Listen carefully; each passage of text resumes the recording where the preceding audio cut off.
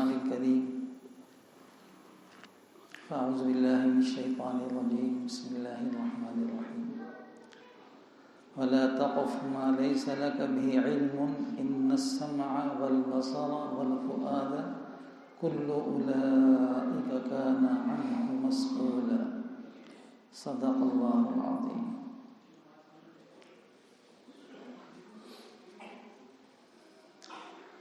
اللہ تبارک و تعالیٰ نے نہ صرف انسان کو بلکہ تمام کائنات کی ہر چیز کو پیدا فرمایا، لیکن انسان کو تمام مخلوقات میں اشرف، مکرم، محترم بنایا. اور انسان کے مکرم و محترم ہونے کی سب سے پکی دلیل یہ ہے کہ اس بنی نوع انسان ہی کے اندر اللہ تبارک و تعالیٰ نے اپنے آخری نبی حضرت نبی کریم صلی اللہ علیہ وسلم کو مبعوث فرمایا. اس لیے انسان تمام مخلوقات الہیہ میں مشرف ہے، اور ایمان لانے کی وجہ سے بہت زیادہ اللہ کے نزدیک اس کا مقام ہو جاتا ہے. تو اسلام اور ایمان ہی کی وجہ سے شیطان مسلمان کا دشمن بھی ہے، ورنہ جو لوگ ایمان سے عاری خالی ہیں شیطان تو ان سے کھیلتا ہے، شیطان کو فکر نہیں. تو شیطان نے قسم کھائی تھی کہ میں اے اللہ تیرے تمام بندوں کو جو آدم کی اولاد میں ہیں سب کو گمراہ کروں گا، لأغوینہم اجمعین. تو شیطان کی انہی گمراہیوں میں سے ایک گمراہی یہ بھی ہے کہ اس نے خاص طور سے ایمان والوں کو اس دھوکے میں ڈال دیا کہ تم مالک ہو، یعنی تم غلام نہیں ہو، تم مالک ہو. جو چیز بھی تمہارے پاس ہے تم اس کے مالک ہو. ہاتھ، پیر، ناک، زبان، کان، قلب و دماغ اور جتنی بھی صلاحیت ہیں تم ان کے خود مالک ہو.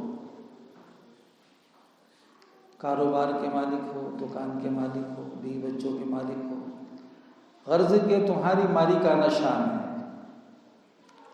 جب تم مالک ہو تو تم با اختیار ہو. اپنی مملوکہ چیز میں جب مالک ہے وہ جس طرح چاہے تصرف کر سکتا ہے. میرے ہاتھ ہیں، چاہے جیسے استعمال کروں، کون ٹوک ٹوک کرے گا؟ مالک ہوں اس کا. میرے پیر ہیں، مالک ہوں، میں جہاں جاؤں. آپ کون ہوتے کہنے والے؟ میری زبان ہے، میں اس کا مالک ہوں، جو چاہے بولوں. آپ کو کیا پڑے کیا بولوں کیا نہیں بولوں؟ میری آنکھیں ہیں، میں اس کا مالک ہوں، جو چاہے دیکھوں. آپ کون ہیں ٹوک ٹوک کرنے والے کہ یہ دیکھوں میں دیکھوں؟ تو اگر مالک ہے تو پھر جیسے کہ اس کو دھوکہ لگا تو یہ سمجھتا ہے کہ میں اس کا مالک ہوں، ہر چیز میں اپنے اختیار سے جو کروں گا اس کا مجھے حق حاصل ہے، مجھے کوئی ٹچ نہیں کر سکتا. تو یہ دھوکہ شیطان نے انسان کو دیا کہ اس کو اپنے آپ کے بارے میں مالکانہ تصور دیا کہ تم مالک ہو. اسی وجہ سے انسان اس کے اندر کی طبیعت جو چاہتی ہے وہ کرتا ہے. اندر طبیعت نے چاہا کہ فلاں تصویر کے دیکھوں، فلاں نمکین اور حسین صورت کو دیکھوں جو اجنبی ہے، تو دیکھے گا اس کو. میری آنکھیں دیکھوں گا میں. کوئی ننگی تصویر ہے، نیم میں رہنا ہے، اور کوئی اس طرح کی غیر شرعی چیز ہے تو دیکھے گا اس کو، جو کہ میں اپنی آنکھ کا نگاہ کا مالک ہوں، میں جو چاہے دیکھوں. زبان ہے میری، جو چاہے اس سے بولوں، میں اچھی بات بولوں یا کسی کو گالی دوں، کسی کو کچھ اور کہوں، میری اپنی زبان ہے، میں اس کا مالک ہوں. اسی لیے انسان جو ہے وہ سارے کام اپنے آپ کو مالک تصور کر کے یہ سارے کام انسان آج کر رہا ہے. بد نظری، بد نگاہی، بد لسانی، بد کلامی، بد شنوائی، بد فکری، غلط سوچ، غلط چال چلن اور جتنی بھی چیزیں ہیں آدمی اپنے یعنی افعال، اعمال اور جو اس کے غلط عزائم ہیں وہ سارے کے سارے اپنے آپ کو حق بجانب تصور کرتے ہوئے ان کو انجام دے رہا ہے. یہ شیطان نے انسان کو بہت بڑا دھوکہ دیا. تو اس شیطان کے دھوکے کو ختم کرنے کے لیے پروردگار عالم نے قرآن کریم کے اندر اپنا حکم اور اپنا پیغام اپنے نبی علیہ السلام کے ذریعے سے نازل فرمایا ان السمع والبصر والفؤاد کل اولئک کان عنہ مسئولا.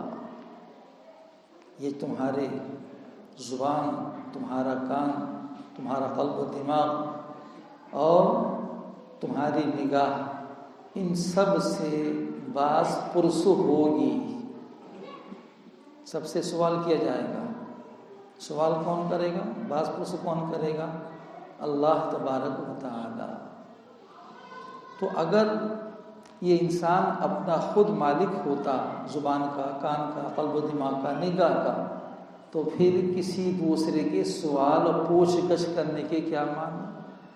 جب میں مالک ہوں تو آپ کو کیا پڑی؟ سوال کیوں کریں گے آپ مجھ سے؟ لیکن اللہ تبارک تعالیٰ فرما رہے ہیں کہ میں تم سے سوال. کون سوال کرے گا؟ اللہ کی ذات عالی. تو جب سوال کرنے والا سوال کر رہا ہے تو معلوم یہ ہوا کہ یہ اس کا مالک نہیں ہے. اگر ان کا مالک ہوتا تو پھر کسی دوسرے کو اس کے تصرف اور اس کے اپنے کردار اور اس کے اپنے اعمال کے بارے میں کسی دوسرے کو سوال کرنے کا حق نہیں پہنچ سکتا تھا. لیکن قرآن کریم کہتا ہے کہ اللہ تبارک و تعالی تمام انسانوں کے اعضاء و جوارح سے سوال کریں گے. تو معلوم یہ ہوا کہ اعضاء و جوارح جو ہمارے اپنے نہیں ہیں، شیطان کا دھوکہ ہے کہ اس نے سمجھا دیا کہ تم مالک کو جو چاہے کرتے پھرو. اللہ تبارک و تعالی نے انسان کو چونکہ فوقیت دی ہے اور انسان کے لیے اللہ نے جنت دوزخ بنائی ہے اور جنت و دوزخ کا مدار انسان کے جسم سے نکلوانے اعمال پر ہے، تو اعمال بنیاد بنے انسان کے جنتی ہونے کے اور انسان کے جہنمی ہونے کی. اس لیے اللہ تبارک و تعالیٰ کے نزدیک انسانوں کے اعمال بہت زیادہ قیمتی ہیں اور اس قیمتی ہونے کی وجہ سے اللہ تبارک و تعالیٰ نے باقاعدہ ان کے اعمال کی حفاظت کے لیے ہمارے دونوں کاندھوں پر اپنے 2 فرشتے بٹھا دیے ہیں. یہ 2 فرشتے صرف انسانوں کے کاندھوں پر تو ملیں گے آپ کو کرامن کاتبین، لیکن شیر کے دونوں کاندھوں پر 2 فرشتے کرامن کاتبین نہیں ملیں گے. شیر میاں کیا کر رہے ہیں؟ جس کو ناجائز پھاڑ دیا، کس کی ناجائز حرام پر جان لے لی، اس پر فرشتے نہیں بیٹھے ہوئے. بھیڑیا اور جتنے بھی جانور ہیں پھاڑنے والے، سانپ ہیں، اژدھے ہیں، کسی پر اللہ تعالیٰ نے فرشتے پہرے کے لیے ان کے اعمال لکھنے کے لیے نہیں بٹھائے. اس لیے کہ اللہ کے نزدیک ان اپنی مخلوقات کا کوئی زیادہ وزن نہیں ہے. وزن ہوتا تو ان کے بھی ہر نقل و حرکت کو اللہ تعالیٰ جیسا کہ انسانوں کی لکھوا رہے ہیں ان کی بھی باقاعدہ لکھوائی جاتی اور ان کے کاندھوں پر بھی ان فرشتوں کو لکھنے کے لیے بٹھایا جاتا. لیکن ایسا نہیں. اس سے معلوم ہی ہوگا کہ انسانوں کے اعمال اللہ کے نزدیک بہت زیادہ قیمتی ہیں اور اسی قیمتی ہونے کی وجہ سے اللہ تعالیٰ نے فرشتوں کو باقاعدہ مأمور کیا. اور وہ نیکی والے فرشتے الگ ہیں اور برائی والے فرشتے الگ ہیں. تو یہ انسان دنیا میں کتنے ہیں؟ کوئی آدمی سروے کرے تو ان گنت انسان ہے. اب اس نے تمام انسانوں پر اللہ نے 2 فرشتے بٹھا دیے تو اللہ تعالیٰ کے فرشتوں کی کتنی بڑی تعداد، کتنی بڑی فورس صرف اور صرف ان انسانوں کے اعمال اور افعال نقل و حرکت لکھنے پر مامور ہے؟ آخر کیا وجہ ہے؟ وجہ یہی ہے کہ انسان بہت قیمتی ہے، اور اللہ تعالیٰ نے اس کو جو ہے آزاد نہیں پیدا کیا جو چاہے کرتے پھرو۔ یہ آزاد تو ڈنگروں کا کام ہے، حیوان، ڈنگر، جانور آزاد ہیں، ان کا کوئی اوپر جو ہے منع کرنے والا، روک ٹوک والا کوئی نہیں ہوتا۔ بکری ہے جہاں چاہے کھا لے، اس کے لیے حرام حلال کچھ نہیں ہے۔ گائے بھینس ہے جہاں چاہے منہ ڈال دے، اس کے لیے کوئی جائز ناجائز نہیں ہے۔ شیر چاہے جس بکری کو چاہے جس ہرن کو پھاڑ دے، اس کو نہیں کہا جائے گا کہ تو ظالم ہے۔ تو یہ انسان پر اللہ نے باقاعدہ پابندی لگائی ہے، انسان کو آزاد نہیں چھوڑا۔ جو آزاد ہوتے ہیں ان کی زیادہ قدر و قیمت بھی نہیں ہوتی، جو اپنے آپ کو آزاد سمجھتے ہیں، جو چیز آزاد ہوتی ہے وہ زیادہ وقت نہیں ہوتی ان کی۔ کتا ہے، کوئی بھی آدمی اس کو مار دے، ٹانگ توڑ دے، ڈھیلا مار دے، لاٹھی مار دے، کوئی کچھ نہیں کہے گا اس کو۔ ایک عام کتا ہے وہ آزاد ہے، لیکن ایک کتا پالتو ہے، یہ کتا پالتو ہے کہ باقاعدہ اس کا مالک اس کو روزانہ نہلاتا ہے، اچھی سے اچھی غذائیں کھلاتا ہے، اس کی پرورش کرتا ہے، ہر چیز اس کا خیال رکھتا ہے۔ تو ایک کتا پالتو، ایک کتا فالتو۔ تو پالتو کتا جس پر پابندی ہے مالک کی طرف سے، وہ کتنا قیمتی ہے کہ ذرا کوئی اس کو ذرا مار کے تو دیکھے، اس کا مالک اس کی جان کو آ جائے گا۔ اور ایک کتا فالتو ہے، کوئی بھی ٹانگ توڑ دے اس کے، کوئی کچھ کہنے والا نہیں ہونے کا۔ تو معلوم یہ ہوا کہ آزادی جو ہے یہ کوئی اچھی چیز نہیں ہے۔ آزادی انسان کو جو ہے اس معنی کر کے وہ اپنے قول و فعل میں، نقل و حرکت میں جو چاہے کرتا پھرے، یہ تو ڈنگروں، حیوانوں، جانوروں کا کام ہے۔ انسان تو وہ ہے جس پر اللہ کی طرف سے باقاعدہ پابندی لگائی گئی ہے، اور اللہ نے پابندی لگانے ہی کی بنیاد پر اس کو مکلف بنایا، اور اس مکلف ہونے کی بنیاد پر اللہ تعالیٰ پھر اس کو انجام کے اعتبار سے جو اس کے اعمال ہوں گے ویسے اس کے بارے میں فیصلہ کیا جائے گا۔ تو یہ ہمارے آزاد جوارے، ہم اس کے کیا ہیں، مالک نہیں ہیں، بلکہ اللہ نے ہم کو امانت کے طور پر دیے ہیں میرے لو، میں تم کو امانت، استعمال کر لو اس کو۔ آنکھیں لو استعمال کر لو، زبان لو استعمال کر لو، مالک میں ہوں اس کا۔ مالک نہیں ہوتا تو پھر اس پر میں پابندی نہیں لگاتا، میرے پابندی ہے، زبان دی ہے، پابندی ہے جو کہ میں نے دی ہے، یہ بولنا ہے، یہ نہیں بولنا، اچھی بات بولنی ہے، بری بات نہیں بولنی، غیبت نہیں کرنی، چغلی نہیں کرنی، بہتان نہیں کرنا، کسی کو گالی گلوچ نہیں کرنا، ایذا رسانی کے لیے کوئی زبان سے کلمہ نہیں نکالنا، پابندی ہے، جو کہ میں نے دی ہے نا، میں تم سے کہہ رہا ہوں، تمہاری زبان نہیں، مالک کہاں سے ہو گئے تم، مالک تو میں ہوں اس کا۔ یہ الفاظ تم کو یہ کام کرنا ہے، قرآن شریف پڑھنا ہے، اچھی بات کرنی، تقریر کرنی، اور اچھے کام کرنے ہیں، یہ کام پابندی لگا دی گئی۔ نگاہوں کے اوپر یہ دیکھنا ہے اور یہ نہیں دیکھنا، یہ سب چیزیں تو اللہ کی طرف سے نگاہوں پر خاص طور سے پہرا لگایا گیا ہے، پابندی لگائی گئی ہے کہ عباد اللہ کو دیکھو، قرآن کریم کی دیکھو، اہل اللہ کو دیکھو، مسجد کو دیکھو، احادیث کو دیکھو، تو دیکھو گے تمہاری آنکھوں میں نور پیدا ہوگا۔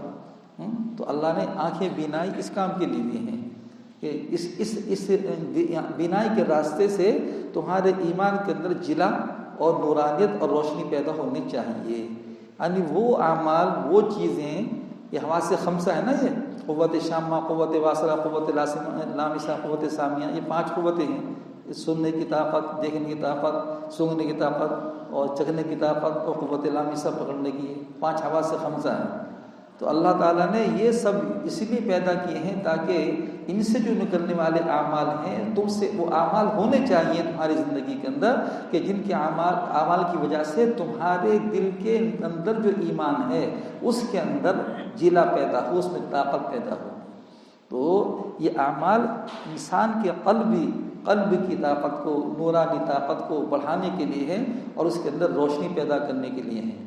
تو اس لیے ان سے خدا نخواستہ وہ عمل آدمی کرے جس سے کہ اس کے ایمان کو ٹھیس پہنچے، جس سے کہ اللہ تعالیٰ ناراض ہوتے ہیں، جس سے اللہ کا غضب نازل ہوتا ہو، سمجھے نہیں؟ جس سے ایمان کے اندر کمی اور ایمان کے اندر جو اس کی خدا نخواستہ ایک میلا پن پیدا ہوتا ہے، اس کو کرنے سے اللہ تعالیٰ نے اس پر پابندی لگا دی کہ تم یہ کام نہیں کرنا،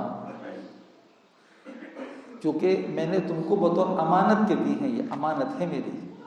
تو جیسے امین کہتا ہے اس چیز کے بارے میں، تو اس امانت دار کو بھی اسی طریقے سے استعمال کرنے کی اختیار ہوتا ہے، اس میں آزاد نہیں ہوتا کہ جیسے جائے اس کو استعمال کرے۔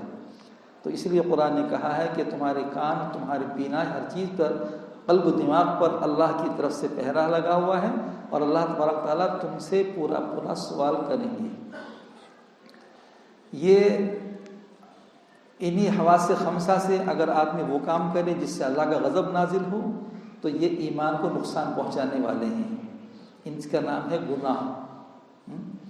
تو قرآن کریم کے اندر، احادیث نبویہ کے اندر یہ بات بالکل طے ہے کہ ولایت اور اللہ کا قرب وہ صرف تقوی سے ملے گا۔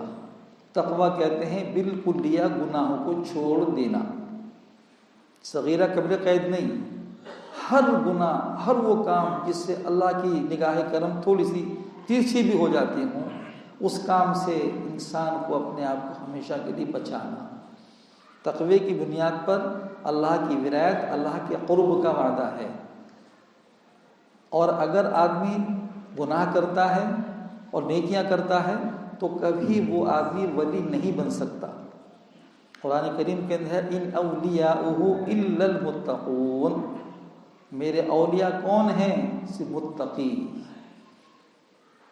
تو جو تقوی اختیار کرے گا وہ اللہ کا ولی بن سکتا ہے، اور جو تقوی اختیار نہیں کرے گا، اعمال بھی کر رہا ہے اور گناہ بھی کر رہا ہے، تو کبھی متقی نہیں بن سکتا۔ ایک آدمی فرائض ادا کرتا ہے، واجبات ادا کرتا ہے، سنت موقدہ، اشراق، تہجد، توابین، چاشت، اور ماشاءاللہ تلاوت ہے، ذکر ہے، تسبیحات ہے، 3 دن ہیں، چلہ ہے، اور بہت سے اچھے کام کرتا ہے، لیکن ساتھ ساتھ جو ہے اپنی نظر بازی بھی کرتا ہے، بدنگاہی کرتا ہے، غیر محرموں کو تکتا ہے، بے ریش امردوں کو تکتا ہے، اور جناب وہ موبائل لے کر کے اپنا موبائل کے اندر جو ہے وہ اپنا کان میں لیڈ لگا لی اور آنکھوں کے سامنے موبائل ہے، اپنا کانوں سے گانے ہو رہے ہیں، سنے جا رہے ہیں، اور آنکھوں سے جو تصویریں ہیں اس کے اندر فحش قسم کی اور غنیاں اور انتہائی ایمان سوز، وہ ان تصویروں سے اپنی آنکھوں کو جو ہے وہ تسلی دے رہا ہے، لذت حاصل کر رہا ہے۔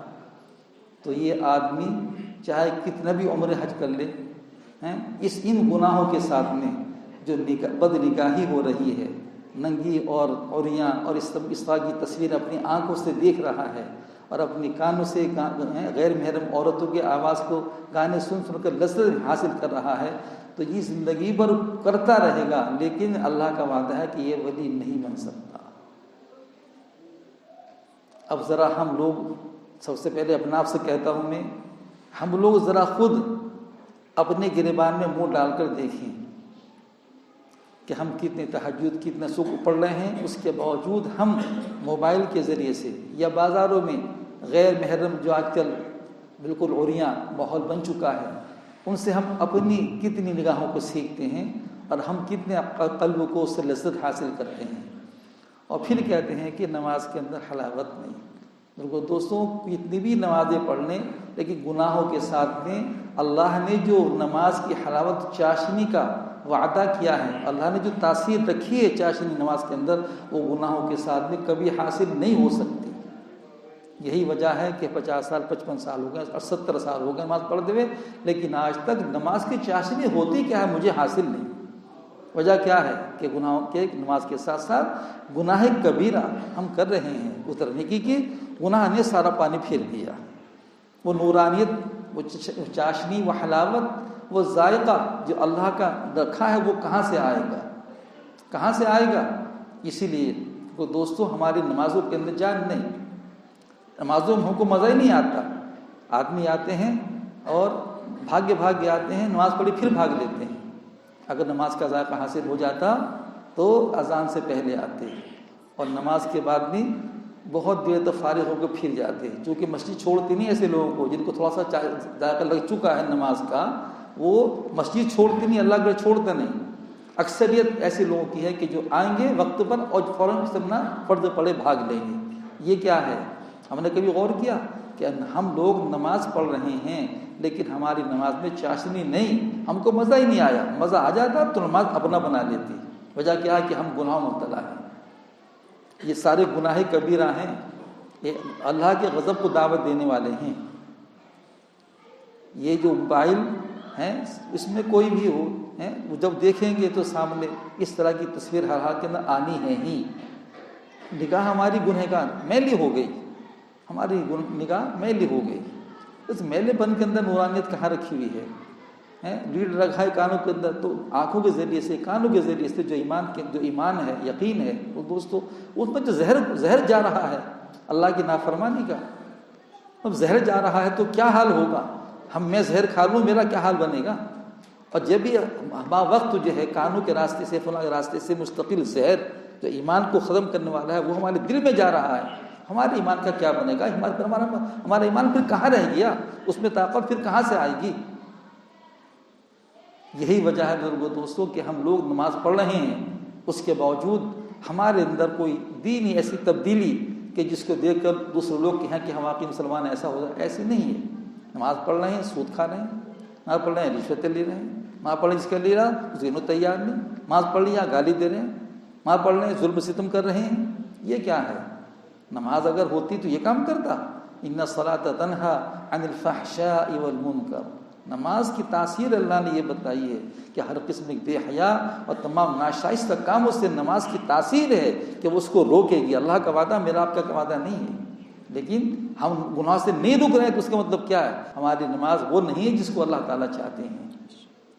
لیکن ہم کو فکر بھی نہیں اس کا کہ آخر ہو کیا رہا ہے۔ نماز بھی پڑھ رہے ہیں، بدنگاہ بھی ہو رہی، نماز بھی پڑھ رہے ہیں اور نہ بھیا نظر بد بھی ہو رہی، سارا کام ہو رہا، گالی بھی دے رہے ہیں، شراب بھی پی رہے ہیں، خدا خاص زناکاری بدکاری بھی کر رہے ہیں، اور نہ نائٹ کلب میں اور کیا کیا چیزیں خرافات ہیں دنیا کے اندر، ان سب میں مسلمان حصہ لے رہا ہے۔ کوئی شرم نہیں آتی اس کو، اسی کام کے لیے پیدا کیا گیا ہے۔ اللہ کے حلم، اللہ کے بردباری سے فائدہ اٹھا رہا ہے۔ اللہ تعالیٰ نہیں دیکھ رہا ہے کہ یہ کہاں جا رہا ہے، نمک حرام، سرکشی باغی، اللہ ساتھ کھلا رہا پلا رہا ہے، لیکن اللہ کے ساتھ برملا بغاوت کر رہا ہے۔ کس تک بغاوت کر رہا ہے؟ ایک اشارہ کر دے، حکم کر دے، ابھی آدمی پخانا کھاتا پھرے گا نالیوں کے اندر ہیں، لیکن اللہ کا اللہ حلیم ہے۔ اللہ اگر حلیم نہ ہو تو دوستو تو پتہ نہیں ہمارا کیا حال ہوتا۔ اس سے فائدے نہیں اٹھانا چاہیے۔ ہاں، یہ استدراج ہے، ڈھیل ہے اللہ کی طرف سے۔ ڈھیل اللہ کی طرف سے کبھی اجتماعی ہوتی ہے، کبھی انفرادی ہوتی ہے۔ اقوام ماضی کے اللہ تعالیٰ ڈھیل جا کرتے اجتماعی طور پر، ہماری ڈھیل ہے انفرادی طور پر۔ تو اس لیے خدا نخواستہ اگر ہم ان گناہوں میں جو میں نے عرض کیا آپ سے، ان السمع والبصر والفؤاد، کہ ہم بد سنوائی کرتے ہیں، بد نگاہی کرتے ہیں، زبان سے غیبت کرتے ہیں، بس سوچتے ہیں اور کیا کہ تفکرات کے اندر سوچتے ہیں، پروگرام بناتے ہیں الٹے سیدھے۔ دوستو یہ ساری چیزیں وہ ہیں کہ جن کو اللہ تعالیٰ نے سختی کے ساتھ منع کیا ہے۔ جو آدمی یہ کرے گا وہ اللہ کا نمک حرام بنتا ہے۔ اللہ تعالیٰ ایک ایک سیکنڈ کی جو ہے ایک ایک دم ہے کہ اللہ تعالیٰ اپنے بابا کے سب کی خبر لے لیں گے، سب کو جواب دینا ہوگا، اس وقت بہت مہنگا پڑے گا۔ ابھی آنکھ بند ہونے سے پہلے ہم سب کے لیے اللہ نے بہت موقع دے رکھا ہے، ہم گناہوں سے توبہ کر لیں۔ آپ صلی اللہ علیہ وسلم کی آنکھیں مبارک کیسی تھیں، کیسی پاکیزہ، کیسی نورانی، صدیق اکبر عمر فاروق کی کہ ان حضرات کی نگاہوں نے کبھی بد نگاہی کی نہیں۔ کتنی پاکیزہ، کتنی نورانی ان کی نگاہیں ہوں گی، اللہ اکبر ہیں، اور ہماری نگاہیں کتنی پلید ہیں کہ کوئی لمحہ ایسا نہیں جس کے ہم بد نگاہی کر کے اپنی نگاہوں کو بے نور نہ کرتے ہوں، گندہ نہ کر رہے ہوں۔ ہمیں کوئی فکر نہیں ہے اس بات کا، ہماری نگاہیں گندی ہو رہی ہیں، ہمارے کان بندے ہو رہے ہیں۔ وہ دوستوں تو اللہ کے نبی کی نگاہیں، اللہ کے نبی کے کان، اللہ کے نبی کی قوت زبان مبارک، اللہ کے نبی کے ہر قلب مبارک، ہر چیز ایسی تھی صاف ستھری، بالکل ذرہ کوئی اس کے اندر کسی قسم کا گناہ کا کوئی دور تک بھی شائبہ نہیں تھا۔ دھبا تو دور، بہت دور کی بات ہے، کوئی شائبہ تک نہیں تھا۔ لیکن ہم امتی، ہم جس کو ہم کو زائد ضرورت ہے اللہ کے فضل و کرم کی، ہم گناہوں میں مستغرق ہیں، ہم دریائے کہنا چاہیے کہ گناہوں کے اندر ہم لوگ بحر عصیان میں ہم لوگ ڈوبے ہوئے ہیں۔ پھر بھی اپنا آپ کو بہت کوئی کچھ کہہ دے گا تو بس ایسا لگے جیسے تیر لگا دیا، اگر کوئی آدمی کسی کو تھوڑا سا کچھ کہہ دے، اس کی ہمدردانہ، یا کسی نے تیر مار دیا ہو، استغفر اللہ، یہ ایمان والوں کی شان ہوتی ہے۔ پہلے ایمان والے ایک دوسرے کو اپنا بھائی بناتے ہیں۔ المؤمن مرآۃ المؤمن، مومن کا آئینہ ہوتا ہے، باقاعدہ آپس سے معاہدہ کرتے ہیں، بھائی دیکھو میں کمزور ہوں، شیطان ساتھ میں لگا ہوا، کوئی ایسی بات دیکھو نا بھائی ذرا بتا دینا، آپ میرے مومن بھائی ہو، مجھے بتا دینا، دیکھو بھائی مجھے نظر نہیں آتی۔ اس طرح کا باقاعدہ ایمان والے آپس میں ایک دوسرے کے ساتھ میں معاہدہ کر کے اپنی اصلاح کی فکر ہوتی ہے، چونکہ مرنا تھا ان کو نا، ہم کو مرنا نہیں ہے، ہم کو نہیں رہنا دنیا کے اندر، اس لیے جو چاہے کرتے پھر وہ اپنا، کون ہم کو ٹیسٹ کر سکتا ہے؟ چونکہ میں تو طاقت کا مالک ہوں، میرا خاندان اتنا لمبا چوڑا ہے، میری برادری لمبی چوڑی ہے، میں تو دھینگ ہوں، میں تو مالدار ہوں، میرے تعلقات بہت زیادہ اوپر تک ہیں، وہ میرا کیا کر لے گا؟ استغفر اللہ استغفر اللہ۔ اللہ سے ڈریں، اللہ سے، اللہ اکبر اللہ اکبر، اللہ سے بڑا کوئی نہیں ہے، جانا ہے اللہ کے سامنے، ساری بڑائیاں ڈھیر ہو جائیں گی، رکھی رہ جائیں گی، اللہ کا غضب نازل ہوگا۔ ایمان والوں کو اپنے بارے میں سوچنا چاہیے کہ ہم کیا کر رہے ہیں، ہماری نکاح، ہمارے خلق مسلمان کیا کیا کر رہے ہیں، اللہ نہیں دیکھ رہا ہم کو، ہر چیز ہمارے اللہ کے سامنے، پھر ہم اتنے سرکش و باغی ہیں کہ اللہ کا کھا رہے ہیں، ہم اللہ کو غرا رہے ہیں۔ یہ سب چیزوں کو نظر ثانی کرنا چاہیے، اپنے اعمال کے بارے میں گریبان میں منہ ڈال کر کے مراقبہ کرنا چاہیے، اور پھر جو ہم اندر خامیاں ہیں ان کو اللہ سے توبہ کر کے آئندہ کے لیے دور کرنے کی اللہ سے بھیک مانگنی چاہیے۔ انشاءاللہ اگر اس کا اہتمام ہوگا تو آہستہ آہستہ گناہ چھوٹ جائیں گے، ورنہ خدا نخواست وہ دوست ہم خوش فہمی کے اندر رہیں گے، لیکن وہاں جائیں گے تو خالی ہاتھ ہوں گے، کہیں ایسا نہ ہو، موت ہر ایک کو آنے والی ہے۔ اللہ ہم سب کو مرنے سے پہلے بندے کی مکمل تیاری کرنے کی توفیق عطا فرمائے۔